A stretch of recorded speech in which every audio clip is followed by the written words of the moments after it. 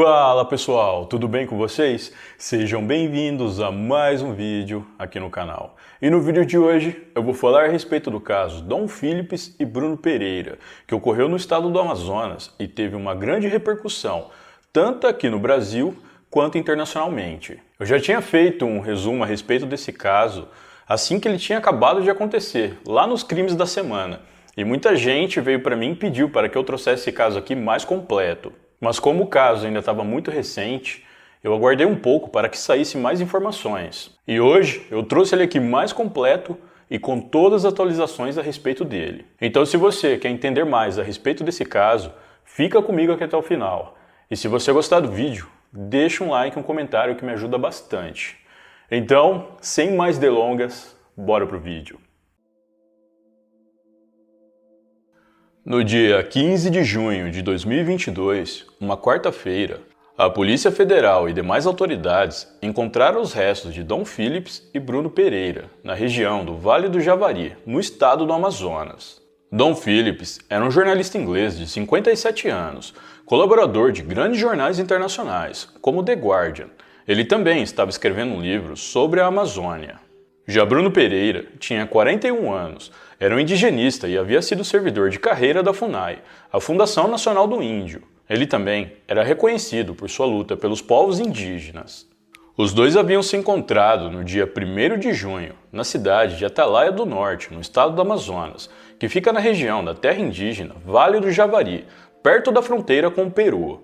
Essa região é palco de muitos conflitos por conta das invasões de terras feitas por madeireiros e garimpeiros ilegais, além de outros tipos de criminosos que lucram muito com a venda de entorpecentes. Bruno havia chegado ao local algumas semanas antes de se encontrar com Dom Philips. O objetivo dele era fazer reuniões em 5 aldeias sobre a proteção do território, enquanto que Dom Philips tinha o objetivo de fazer entrevistas com lideranças indígenas e ribeirinhos para o seu novo livro, chamado Como Salvar a Amazônia. Os dois então passaram a viajar juntos de barco. Até que no dia 6 de junho, a União dos Povos Indígenas do Vale do Javari, a Univaja, e o Observatório dos Direitos Humanos dos Povos Indígenas Isolados e de Recente Contato comunicaram o desaparecimento dos dois homens. No dia anterior, 5 de junho, 2 equipes da União dos Povos Indígenas do Vale do Javari fizeram 2 expedições de buscas por eles, mas nada foi encontrado. Dom Philips e Bruno Pereira deveriam ter retornado para a cidade de Atalaia do Norte, mas eles nunca chegaram lá. A notícia do desaparecimento dos dois repercutiu pelo país e também pelo mundo, e devido à área em que eles estavam ser muito perigosa, algumas pessoas já esperavam pelo pior. No dia 7 de junho, as autoridades brasileiras formaram uma força-tarefa composta pela Polícia Federal, Forças Armadas e Força Nacional, com o objetivo de localizar Dom Philips e Bruno Pereira. A União dos Povos Indígenas do Vale do Javari, que já tinham feito 2 expedições para tentar encontrar os homens, também se juntaram às buscas. A Marinha disponibilizou um helicóptero, 2 embarcações e uma moto aquática para percorrerem o Vale do Javari. Além disso, o governo do Amazonas enviou policiais e uma equipe de mergulhadores ao local. No dia seguinte, a polícia prendeu o primeiro suspeito de envolvimento no desaparecimento de Dom e Bruno. Se trata de Amarildo da Costa de Oliveira, conhecido como Pelado. Ele teria feito ameaças a indígenas que participavam das buscas. O homem, no entanto, negou as acusações. Posteriormente, vestígios de sangue foram encontrados em uma lancha que foi usada por Amarildo, mas a polícia não sabia se pertencia a uma pessoa ou um animal, já que essa mesma lancha era utilizada para a prática de pesca. No dia 12 de junho, a força-tarefa encontrou vários pertences de Dom e Bruno próximos à casa de Amarildo. Em 14 de junho, a polícia prende o segundo suspeito do desaparecimento do jornalista e do indigenista. Se trata de Ozenei da Costa de Oliveira, mais conhecido como Dos Santos. Ozenei é irmão de Amarildo da Costa de Oliveira. No dia 15 de junho, de acordo com a polícia, Amarildo confessou que tirou a vida de Dom Philips e de Bruno Pereira. O homem disse ainda que atirou neles e, para se livrar das evidências, ele dividiu os homens em partes, os queimou e depois enterrou em uma área afastada. Com essa confissão, os policiais pediram para que Amarildo os levassem até o local onde ele enterrou os homens. Amarildo concordou e, ao chegarem ao local indicado por ele, os policiais escavaram e, de fato, encontraram restos humanos. Mas devido ao estado que estavam, era impossível saber se realmente eram Dom Phillips e Bruno Pereira. Com isso, esses restos foram enviados para análise, e no dia 17 de junho veio a confirmação de que realmente pertenciam a Dom Phillips e Bruno Pereira. No dia 18 de junho, um terceiro suspeito de ter participado do crime se entregou na delegacia de Atalaia do Norte. Se trata de Jefferson da Silva Lima, mais conhecido como Pelado da Dinha. Em depoimento, Jefferson confessou que participou do crime, mas disse que não tirou a vida de ninguém e que só ajudou a esconder os corpos. No entanto, Amarildo contestou essa versão e disse que Jefferson não só ajudou a esconder os corpos, como também tirou a vida dos dois homens. No dia 23 de junho, Gabriel Pereira Dantas, de 26 anos, se apresentou à Polícia Civil do Estado de São Paulo, alegando que teve participação no crime. Segundo ele viu o exato momento em que os criminosos atiraram nas vítimas. Ainda segundo ele pilotou um barco que foi usado no crime e ainda teria ajudado a se desfazer dos pertences das vítimas.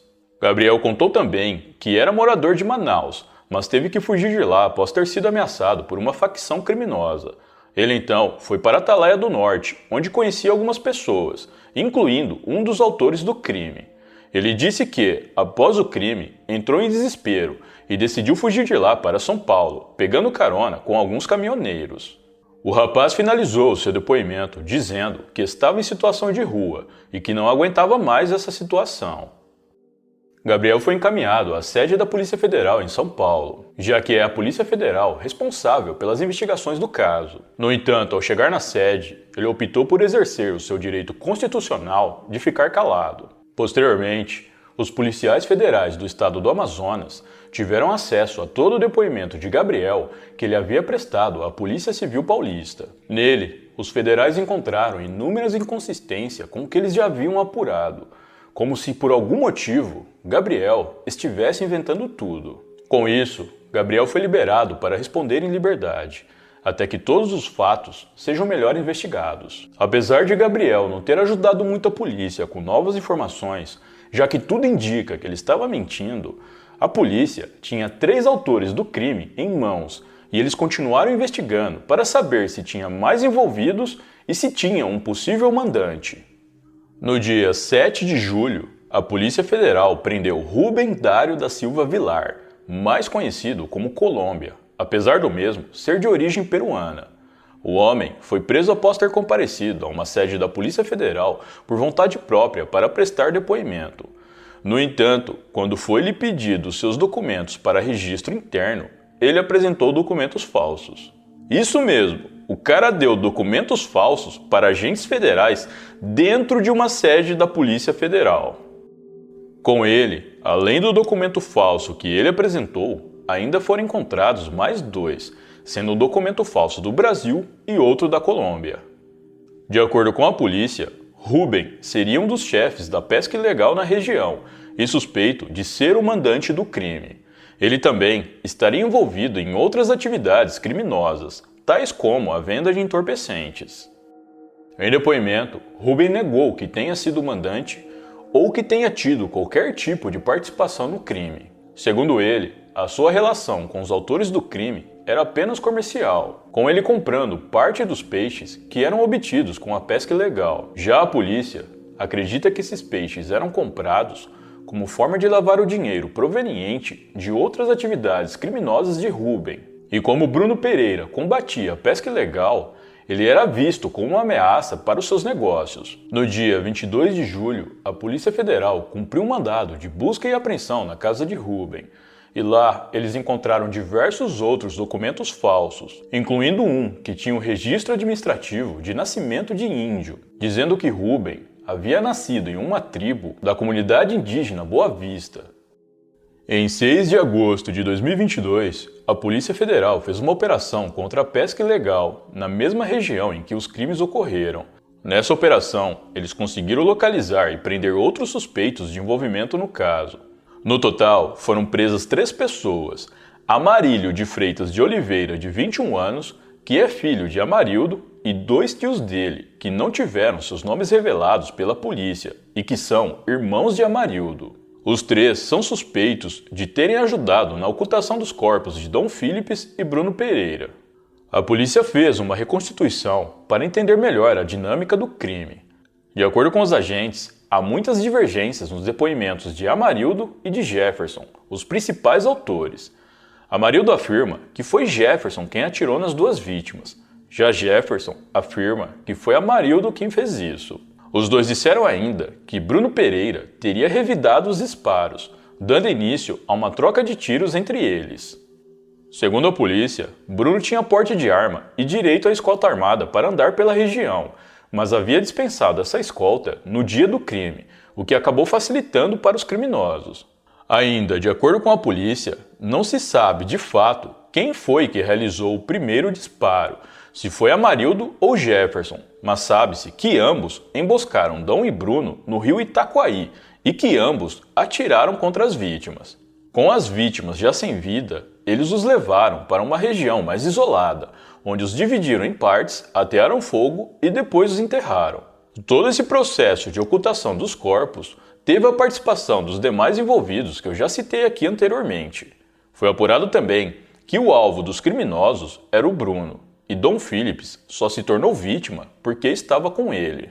No total, a polícia ouviu mais de 20 testemunhas e elaboraram diversos relatórios a respeito do caso. Como eu já havia mencionado antes, o desaparecimento de Dom Philips e Bruno Pereira teve repercussão internacional, e após a confirmação de que eles foram vítimas de um crime, o caso repercutiu mais ainda. Houve protestos no Brasil e no mundo, onde várias pessoas pediam por uma apuração rápida e justiça. Bruno Pereira foi velado no cemitério Morada da Paz, na cidade de Paulista, no Pernambuco. O seu caixão foi coberto com as bandeiras do estado do Pernambuco e do Esporte Clube do Recife, time do coração de Bruno. Havia também uma camisa da União dos Povos Indígenas do Vale do Javari. Após o velório, os restos de Bruno foram cremados. Ele deixou esposa e 2 filhos pequenos. Já Dom Philips foi velado no cemitério Parque da Colina, na cidade de Niterói, no Rio de Janeiro. A cerimônia de despedida foi marcada por forte comoção de amigos e parentes que participaram. Policiais federais entregaram a aliança que pertencia a Dom Philips para a esposa da vítima. Após o velório, assim como Bruno, os restos de Dom Philips também foram cremados. Eu não encontrei informações se ele tinha filhos junto com a esposa, mas de acordo com fontes, eles já haviam entrado com um pedido de adoção e tinham a intenção de adotar 2 crianças. Atualmente, todos os acusados do crime aguardam para serem julgados. Bom, pessoal, então é isso. Muito obrigado por me assistirem até o final. Eu vou ficando por aqui. Um grande abraço e até a próxima.